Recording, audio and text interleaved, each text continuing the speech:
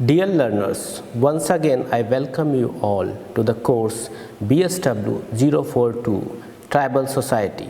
As you are aware, there are 4 blocks in this course. Block 3 and Block 4 highlights about tribal identity and ethnicity. Today I am going to discuss Unit 4 of Block 4, which highlights about the land, environment and sustainable livelihood among tribes. I understand that you have developed an understanding through previous video lectures on the topic.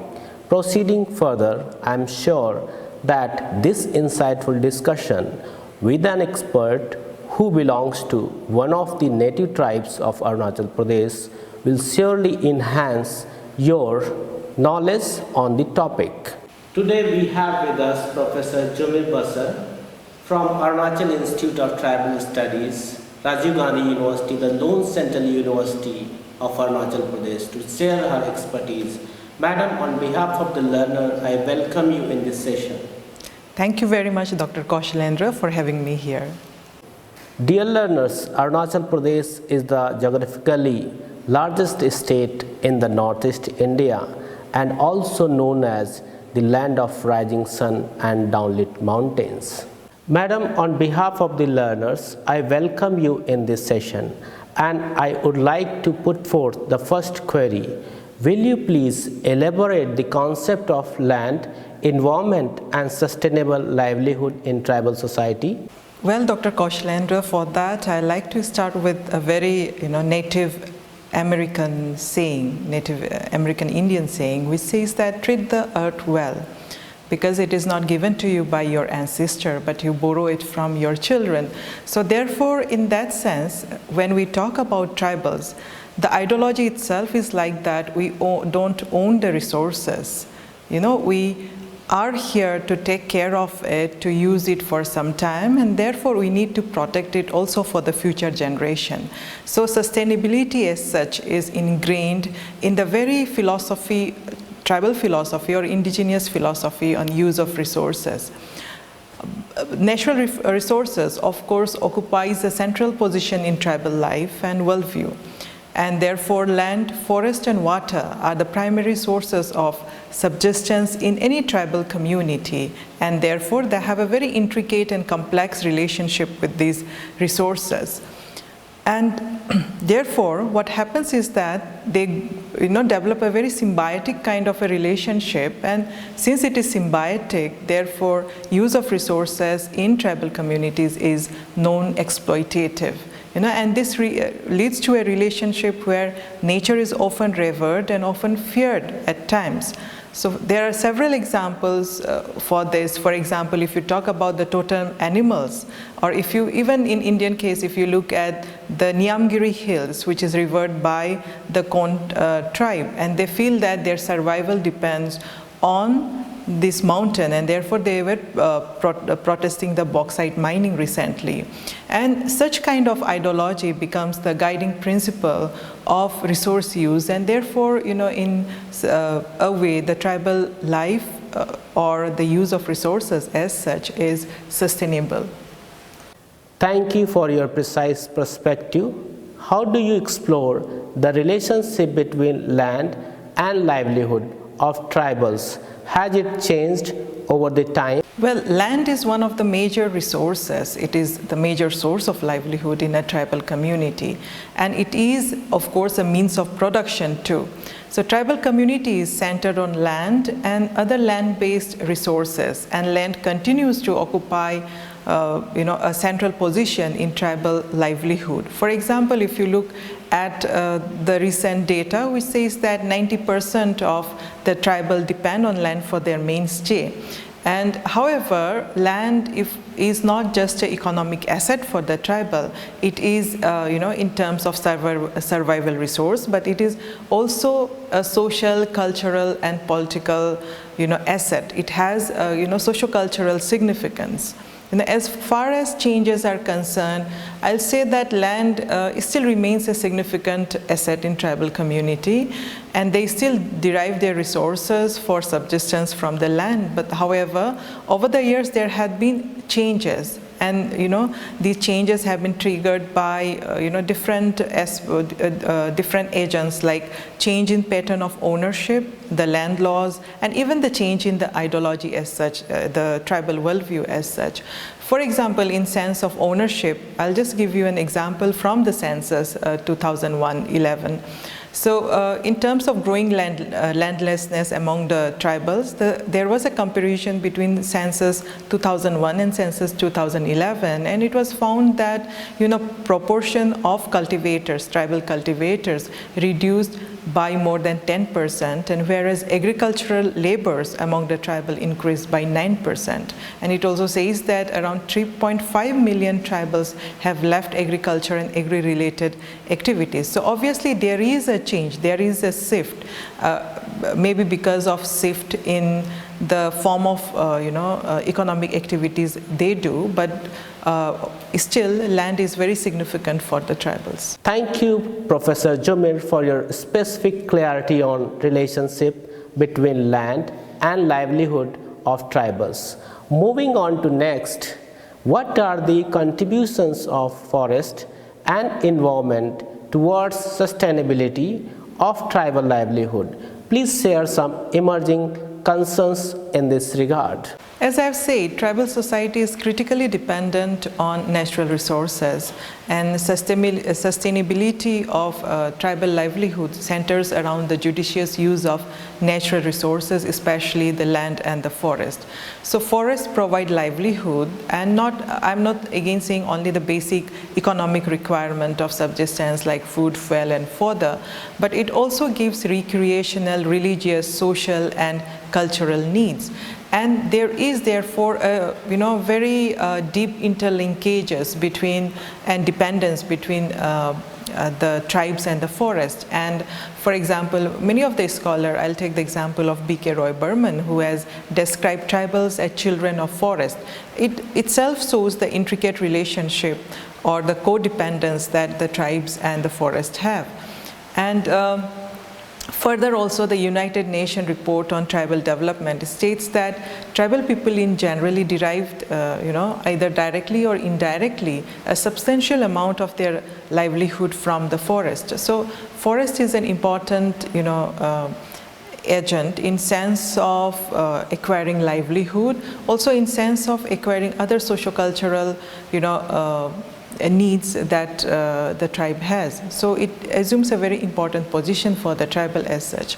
In present context, if you talk about whether there had been changes, or if it, traditionally what it was, is it still, does the same practices go on? Then I'll say, like, obviously there had been some agents of changes. For example, in terms of disposition or displacement of tribal from their ancestral land, it has shifted the relationship that they had with earlier with their own forest and land. And there is shift in the tribal ideology, as I have said earlier, especially due to the coming of market economy, because as we all know, tribal economy is based on subsistence. It is not based on, kind of idea of profit.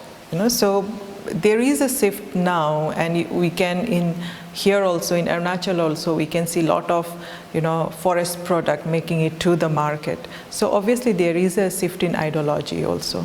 Thank you, madam, for sharing your valuable knowledge on an enormously significant issue. How do you connect land and forest of tribal identity in India? Have you experienced any shift over time in this regard? Well, question of tribal identity in India, wherever you see, be it the northeast or any other part of India, has always centered around what we call as in the Adivasi, kind of movement, Jal, Jungle and Jameen. And these resources are of course basis of polity, economy and culture of the people, and it occupies a pivotal place in the tribal psyche also, and there are a number of social factors and religious rituals which are connected with land, which kind of establishes an emotional tie between tribals and their land. So one of the important characteristics of tribal community is tribal association with their territory. There are many tribes which draw their name from their territory. For example, in case of Arunachal Isle, there are several tribes who draw their name from their ancestral territory. I'd like to give the example of Khamti, which means the land of the Kham. So they come from the land of the Kham, or the land of land where the gold is abundant. So it gives a geography, it gives an idea about the land also, the name itself. So there is the identity itself, therefore, is attached to such territories, and therefore we say that obviously they draw their identity from these traditional territories and also right over such territory.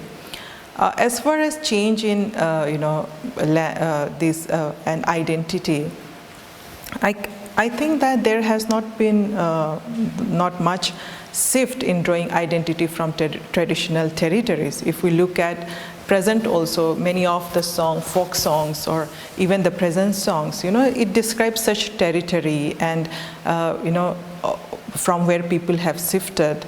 Even if the people have shifted from their traditional territory, you will find their longing and belongingness to such territory.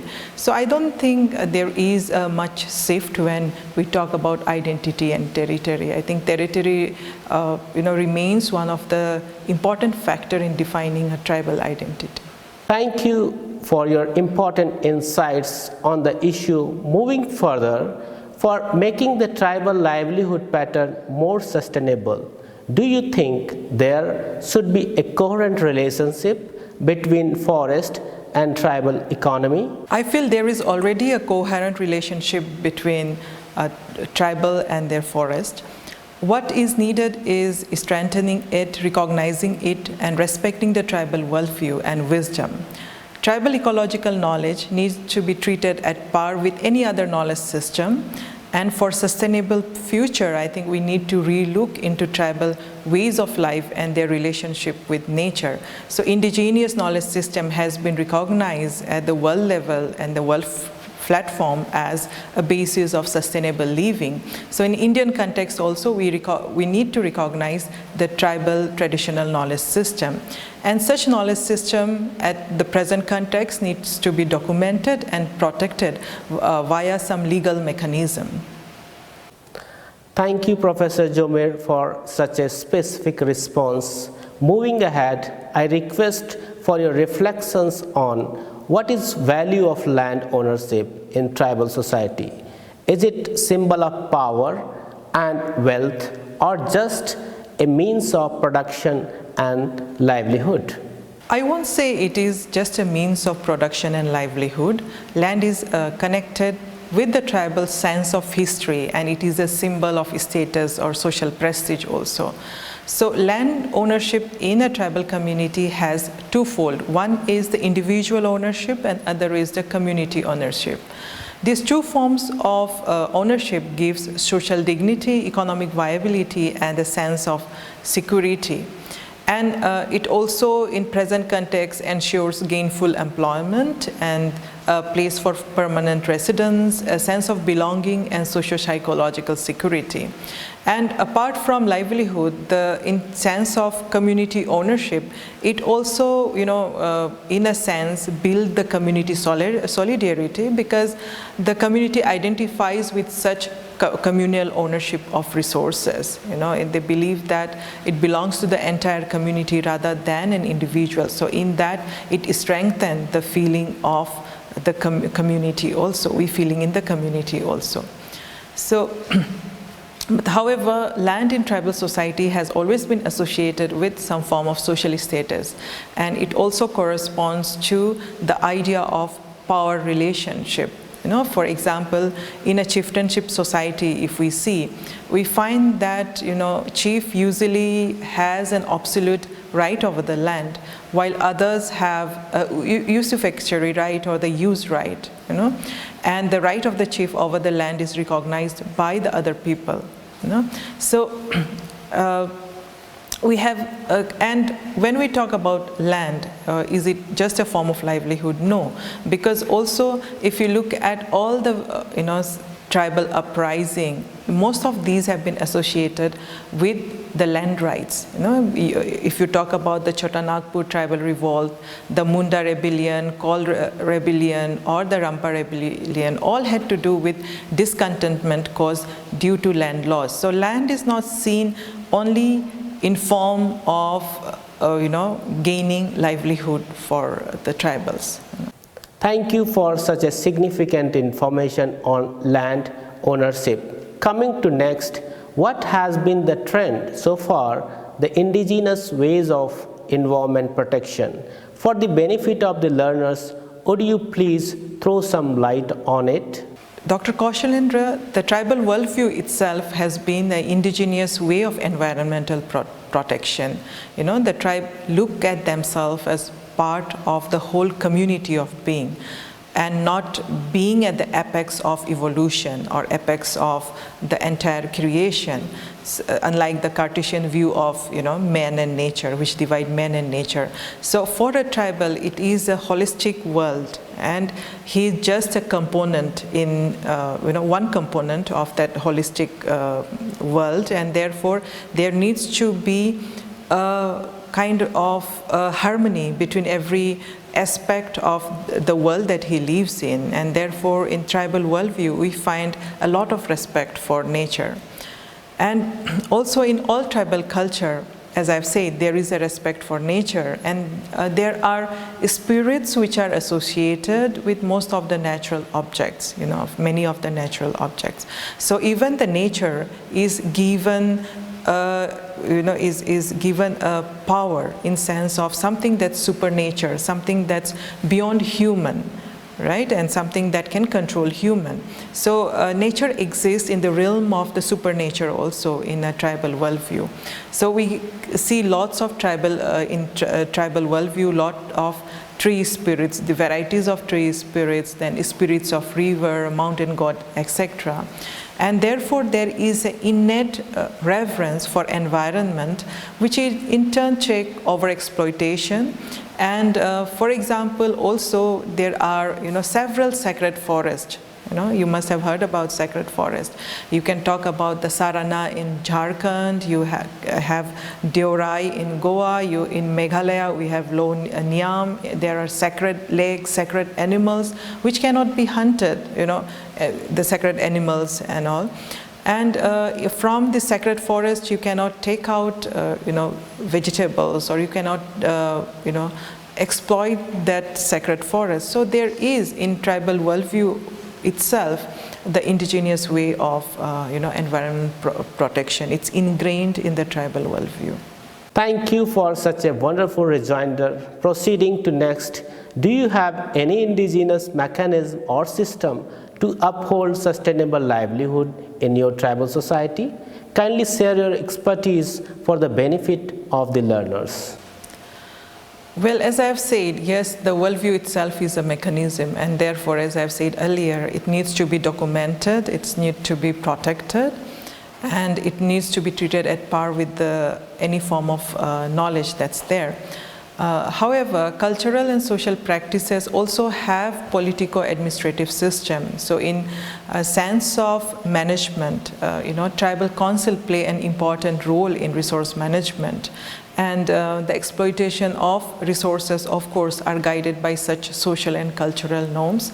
Like in most of the communities in Arunachal Pradesh, if I can give an example, tiger is regarded as the elder brother of human, and therefore you cannot kill a tiger unless it becomes extremely necessary. And also, if once you hunt a tiger, the hunter has to follow all the taboos that are associated with a murderer.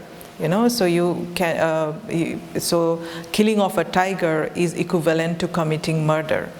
And also in sense in the agricultural, if you look at the traditional Jhum practices also, in that also there was science behind it, in the sense that people left it for 10 to 20 years, fallow period, so that the forest could regenerate. And there is an entire proper mechanism to set jhum fields on fire so that there is no forest fire. So far in Arunachal, we have never heard of a forest fire which occurred due to jhum cultivation. So the science of management itself is ingrained in the practices, that's the traditional practices of the tribe, which lead to a very sustainable kind of a life. But of course, we cannot romanticize the tribal way of life at the present context, because there are a lot of changes which has come in. As I've said, there is a change in ideology itself, shift in ideology itself, from once nature is being revered, now nature as a potential item for the market. Thank you, madam, for your relevant information on indigenous system of upholding sustainable livelihood. Moving to the second last query of this session, I would like to know that how do laws in tribal society look at land and environment? Please enrich the knowledge of our learners in this regard. In context of India, in tribal community, by virtue of the 6th and 5th schedule, and also the provision of Article 371 A, G and H in the states of Nagaland, Arunachal and Mizoram, tribal customary laws and practices, I won't say laws, but tribal customary practices and rights over resources are recognized. And such laws are, all the tribal laws are guided by tribal principle of symbiotically living with the nature. So if you look at tribal law, then you will find that the law as such looks into several aspects, like in terms of inheritance of resources, use of resources, and the distribution of resources. So conflict over resources is also settled in the tribal council. So in that respect, in the present context also, if you look at, for example, the use of the jhum lands, so it would be decided by the council as to which land to use, and the council will see whether that land is matured enough, the forests have matured enough, because as I've said, the fallow period is minimum from 10 to 20 years, and therefore it's upon the council to look at such land and also distribute the land among the tribals or among the villagers. And also in sense of, if you look at fishing, fishing is guided by the traditional norms, and obviously we see many modern ways of, or modern techniques of fishing in tribal community also, but however traditionally it was under tribal council. And if you really wanted to, if there's a ritual at the home or a marriage at the home, you have to seek permission in context of Arunachal. If you talk about my own tribe, the Galod tribe, if you have to seek the permission of the council, to have this, the community fishing, for a community fishing, because you want to conduct some form of ritual. And in sense of community hunting also, such large scale hunting, it was up to the council to decide. And obviously these laws also protect against over exploitation of resources. For example, if you by chance, if you by mistake also, if you go into a sacred forest and you hunt from there, you'd be fined of something by the council. And also if you sometimes if you as I've said, if you kill a tiger, it is the council who will impose all the taboos, will look into whether this person is going through all the taboos or not in terms after he has killed a tiger. So obviously the tribal law is is closely related with maintenance of the resources also, and therefore it also acts as a protector of natural resources along with the tribal worldview. Obviously the laws also comes from the tribal worldview of seeing nature as something more powerful than human, nature as mother who gives us the food, and or provide us with everything, not only food, the materials to build house, the traditional medicines and herbs. So nature is a provider and it's need to be protected. So tribal laws, I think, are based on these principles. Thank you, Professor Jomer. Here I come to the end query. Finally, how do you like to put forth your insightful suggestions for the learners for addressing the issues on environment and sustainable livelihood? Well, for the learners, I'll just like to say that world now have largely recognized the importance of preserving and conserving environment, and preservation and conservation can only come through a sustainable livelihood, which is in very friendly with the environment, eco-friendly way of life. And therefore, when we talk about environment, as I've said, the tribal philosophy says that it is the mother, the nature is the mother, and it is the provider. I think we need to relook into those aspects. We need to relook into tribal way of life and learn from them, because protection or conservation will also depend on how you live your life rather than what you know. You might know, we all might know several things. We might know that it's not good to use plastic, but we may use plastic. We do use plastic, right? So the way of living has to change. And for that, I think a relook into a re-examining of tribal way of life is necessary. And for that, I think because in this section, whatever we have discussed, or obviously they'll have, so sustainable living is a need of the hour, and if we need to check, for example, the climate change also, it can only be checked through protection of environment. If you talk about ozone layer depletion also, it can only be through protection of the environment. So sustainable living has become a requirement, has become a necessity, and therefore we need to look into ways of sustainable use of resources.